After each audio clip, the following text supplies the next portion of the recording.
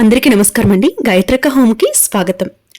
ఈరోజు వీడియోలో కార్తీక మాసంలో వచ్చే సంకష్టహార చతుర్థి మనకి ఎప్పుడు వచ్చింది, దీన్ని అంగారక సంకష్టహార చతుర్థి అని అంటారు.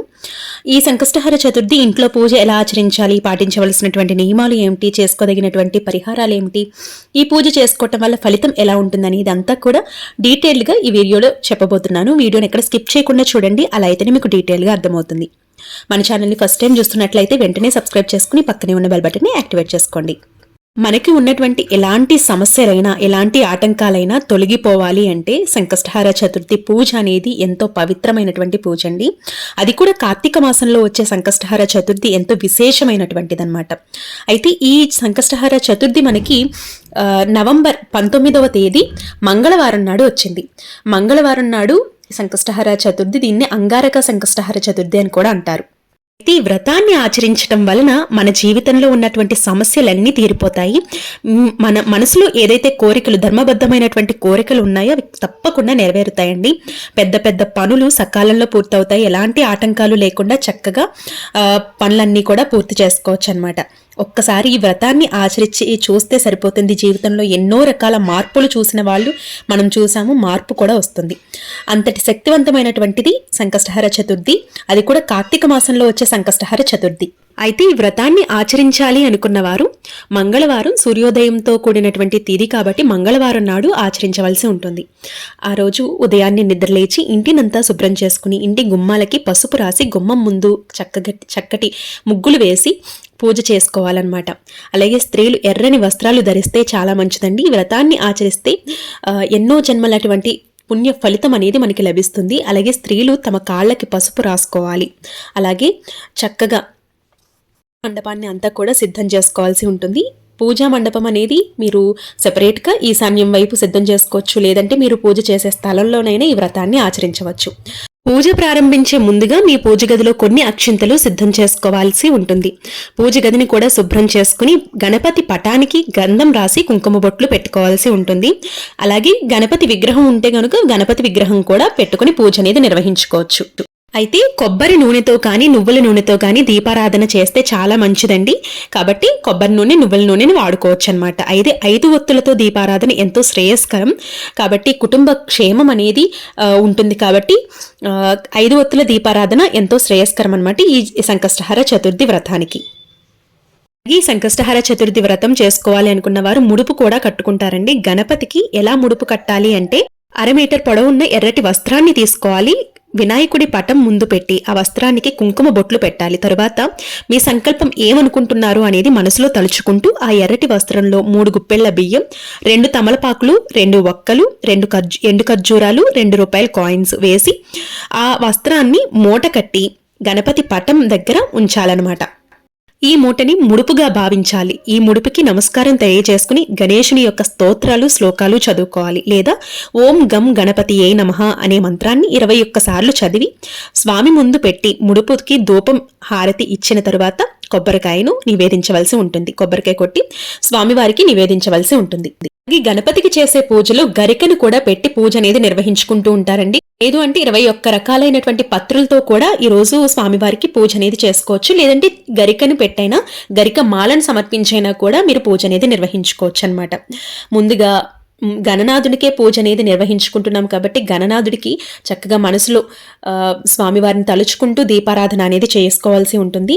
అలాగే మనం ముడుపు కట్టాం కదండి, ఆ ముడుపుని స్వామివారి దగ్గర ఉంచుకోవాలి. ముందుగా ముడుపుని కట్టుకొని ముందుగా ఆ ముడుపుని స్వామివారి దగ్గర ఉంచి పూజ అనేది ప్రారంభించాల్సి ఉంటుంది. అలాగే ఈ రోజు ఉదయం పూజ అనేది చేసుకోవాలి. అలాగే సాయంత్రం వేళ కూడా పూజ అనేది చేసుకోవాలి. ఎందుకంటే మనకి నవంబర్ 18 సోమవారం రాత్రి 10 గంటల 5 నిమిషాల నుండి మనకి మంగళవారం రాత్రి 9 గంటల 6 నిమిషాల వరకు ఈ తిథి అనేది ఉందండి. కాబట్టి మనకి మంగళవారం రోజు అంతా కూడా 9 గంటల వరకు కూడా ఈ తిథి అనేది ఉంది. కాబట్టి సంకష్టహార చతుర్థి మార్నింగ్ అంతా పూజ అనేది చేసుకున్న తర్వాత సాయంత్రం వేళ ఈ పూజని నిర్వహించుకోవాల్సి ఉంటుంది. కాబట్టి సాయంత్రం వేళ ఈ పూజని ప్రత్యేకంగా స్వామివారికి నిర్వహించుకున్న తర్వాత చంద్రదర్శనం అయిన తర్వాత ఉపవాసం అనేది ముగించాల్సి ఉంటుంది. ఉపవాసం ఉండి ఈ పూజని నిర్వహించుకోవాల్సి ఉంటుందండి. కటిక ఉపవాసం అవసరం లేదు. అల్పాహారం కానీ పాలు పళ్ళు తీసుకుంటూ ఉపవాసం ఉండి నిర్వహించుకోవచ్చు. అయితే ఉపవాసం ఉండలేము అనుకున్న వారు నార్మల్ గా కూడా పూజ అనేది చేసుకోవచ్చు అనమాట. ఎందుకంటే అందరి ఆరోగ్య పరిస్థితులు ఒకలా ఉండవు కాబట్టి ఉపవాసం ఉండే వాళ్ళు ఉండండి, లేదు అంటే నార్మల్ గా కూడా పూజ అనేది నిర్వహించుకోవచ్చు. ఇప్పుడు కార్తీక మాసం కూడా మనకి అవుతుంది కాబట్టి ఎలాగో ఉల్లి వెల్లుల్లి ఇలాంటివి ఏమి కూడా తినకూడదు. ఒకవేళ మీరు తినేవారు అయితే గనుక ఈ రోజు సంకష్టహార చతుర్థి రోజున ఉల్లి వెల్లుల్లి కూడా తినకూడదండి. దీంతో పాటు సాయంత్రం సూర్యాస్తమయం తరువాత పూజ గదిలో దీపం వెలిగించి ఇంటి ముందు కూడా 2 దీపాలు వెలిగించుకోవాల్సి ఉంటుంది. అదే విధంగా ముందుగా మనం సాయంత్రం వేళ గడపరికి పూజ అనేది చేసుకున్న తరువాత ఇంట్లోకి వచ్చి పూజ అనేది చేసుకోవాల్సి ఉంటుంది. అయితే మనం స్నానం చేసి ఇంట్లో దీపం అనేది వెలిగిస్తాం కదండి. ఉదయం పూజ చేసిన తర్వాత ముడుపు అనేది సాయంత్రం కట్టుకోవచ్చు, లేదంటే మార్నింగ్ అయినా మీరు పూజ చేసే సమయంలో ఆ ముడుపు కట్టి స్వామివారి దగ్గర ఉంచొచ్చు అనమాట. అది మీ ఇష్టం.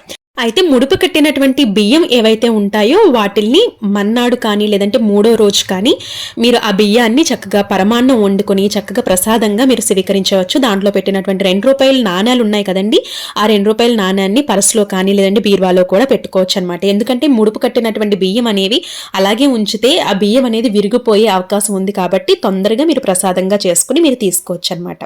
అయితే ఈ వ్రతాన్ని ఆచరించే స్త్రీలు మధ్యాహ్న సమయంలో అస్సలు నిద్రపోకూడదండి, మంచం మీద కూర్చోకూడదు. ఈ వ్రతాన్ని చెయ్యలేని వారు గణపతి ఆలయానికి వెళ్లి వినాయకుడికి గరికను సమర్పించి 11 సార్లు ప్రదక్షిణలు చేస్తే తప్పకుండా గణపతి స్వామివారి యొక్క ఆశీర్వాదం తప్పకుండా లభిస్తుంది. పెద్ద పెద్ద సంకల్పాలు ఉన్నవారు, వివాహం త్వరగా అవ్వాలి అని అనుకున్నవారు, లేదంటే వివాహ కార్యక్రమాలు తలపెట్టిన వారు, లేదంటే శుభకార్యాలు తలపెట్టాలి అనుకున్నవారు, లేదు అంటే ఇల్లు నిర్మించుకోవాలనుకున్నవారు తప్పకుండా ఈ సంకష్టహార చతుర్థి వ్రతాన్ని ఆచరించండి. ఎలాంటి ఆటంకాలు లోటుపాట్లు లేకుండా మీ పనులన్నీ కూడా సకాలంలో పూర్తవుతాయి. అది కూడా కార్తీక మాసంలో వచ్చే సంకష్టహార చతుర్థి ఎంతో విశేషమైనటువంటిది కాబట్టి ప్రశాంతంగా పూజ అనేది చేసుకోండి. స్వామివారి యొక్క కరుణ మన మీద ఎప్పుడూ ఉంటుంది. సంకష్టహార చతుర్థి మీరు 3 నెలలు కానీ 5 నెలలు కానీ లేదంటే 7 నెలలు కానీ ఇలా అనుకుంటూ పూజ అనేది చేసుకోవచ్చు. ప్రతి నెల మనకి సంకష్టహార చతుర్థి వస్తుంది కాబట్టి ఈ పూజని మీరు అనుకుని కూడా పూజ అనేది చేసుకోవచ్చు, లేదంటే ఒక్కసారైనా పూజ అనేది చేసుకోవచ్చు. అది కూడా కార్తీక మాసంలో వచ్చే సంకష్టహార చతుర్థి ఎంతో విశేషమైనటువంటిది కాబట్టి మీరు ఈ సంవత్సరంలో మొదలు పెట్టుకునేవారు మొదలు పెట్టుకోవచ్చు ఇప్పుడు, లేదు అంటే నార్మల్గా ఒక్కసారైనా చేసుకోవాలనుకున్న వారు ఇప్పుడు ఆచరించవచ్చు అనమాట. అయితే ఈ నెలలో వినాయకుడికి పూజించవలసినటువంటి పీఠం పేరు శివపీఠం అండి. నెలలో పూజించవలసినటువంటి వినాయకుని యొక్క నామం వచ్చేసి గణదీప మహాగణపతి నామం. ఈ నామంతో స్వామివారికి చక్కగా పూజ అనేది చేసుకోండి. ఇలా పూజ అంతా చక్కగా అరేంజ్ చేసుకున్న తరువాత మీరు దీపారాధన అనేది చేసి స్వామివారి యొక్క శ్లోకాలు స్తోత్రాలు అన్నీ చదువుకొని గరికను సమర్పించి స్వామివారి యొక్క శ్లోకాలు అవన్నీ కూడా స్తోత్రాలు కానివ్వండి, నామాలు కానివ్వండి అన్నీ చదువుకుని ధూపాన్ని చూపించి రోజు కుడుములు వండగలిగితే కుడుములు వండండి, నివేదన చేయండి. లేదు అంటే పరమాన్నం, పాయసం, వీటిని ఉండ్రాళ్ళు ఇవన్నీ కూడా నివేదన అనేది చేసుకోవచ్చు. ఇవన్నీ చేసుకున్న తరువాత మరొకసారి ధూపం ఇచ్చిన తర్వాత హారతి సమర్పించిన తర్వాత స్వామివారికి మీరు మరొక్కసారి సంకల్పం ఏదైతే అనుకుంటున్నారో అది ఒక్కసారి చెప్పుకున్న తర్వాత స్వామివారికి 11 సార్లు మీరు ప్రదక్షిణ అనేది చేసుకోవాల్సి ఉంటుంది. ఇలా ప్రదక్షిణ చేసిన తర్వాత స్వామివారి దగ్గర ఉన్నటువంటి అక్షింతలు మీ తల మీద వేసుకోవాల్సి ఉంటుందండి. ఈ విధంగా పూజ అనేది చేసుకోవాలి. పొద్దున్న సాయంత్రం, ఉదయం సాయంత్రం 2 పూట్ల కూడా పూజ అనేది చేసుకోండి. ఎందుకంటే రోజంతా కూడా మనకి ఈ చతుర్థి వ్రతాన్ని అంటే చతుర్థి తిథి అనేది ఉంది కాబట్టి మార్నింగ్ సాయంత్రం కూడా పూజ అనేది చేసుకోవాల్సి ఉంటుంది. ఒకవేళ సాయంత్రం చేసుకోవాలి మార్నింగ్ చేయలేం అక్క అనుకుంటే కనీసం 2 దీపారాధనలు చేసుకునైనా కూడా చక్కగా సాయంత్రం విశేషంగా పూజ అనేది చేసుకోవచ్చు అనమాట. ఈ విధంగా పూజ అనేది చేసుకోవాల్సి ఉంటుంది.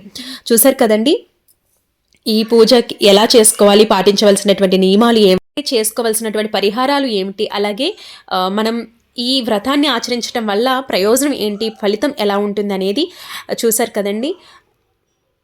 అలాగే మనకు కాలం కలిసి రానప్పుడు ఏ పని చేపట్టినా అందులో ఆటంకాలు ఎదురవుతున్నప్పుడు, డబ్బు సమస్యలు ఉన్నాయి అనుకున్నప్పుడు, పెద్ద పెద్ద పనులు సకాలంలో పూర్తవ్వాలనుకుంటున్నప్పుడు దివ్యమైనటువంటి పూజ అండి ఈ సంకష్టహార చతుర్థి పూజ. ఎన్నో జీవితాలను నిలబెట్టినటువంటి పూజ అనమాట. కాబట్టి తప్పకుండా అందరూ విశేషంగా ఈ కార్తీక మాసంలో స్వామివారికి పూజ అనేది చేసుకోండి. స్వామివారి యొక్క కరుణ మన మీద ఎప్పుడూ ఉండాలని, అలాగే మనందరం కూడా ఆరోగ్యంగా ఆనందంగా ఉండాలని మనస్ఫూర్తిగా కోరుకుంటూ రేపటి ఒక మంచి వీడియోతో మళ్ళీ మీ ముందుకు వస్తాను. ఈ వీడియో మీద ఏమైనా డౌట్స్ ఉన్నాయి అనుకుంటే కమెంట్ సెక్షన్లో అడగండి, తప్పకుండా మీకు రిప్లై ఇవ్వడం అనేది జరుగుతుంది. రేపటి వీడియోలో మళ్ళీ మీ ముందుకు వస్తాను. అప్పటి వరకు నమస్తే, మీ గాయత్రక్క.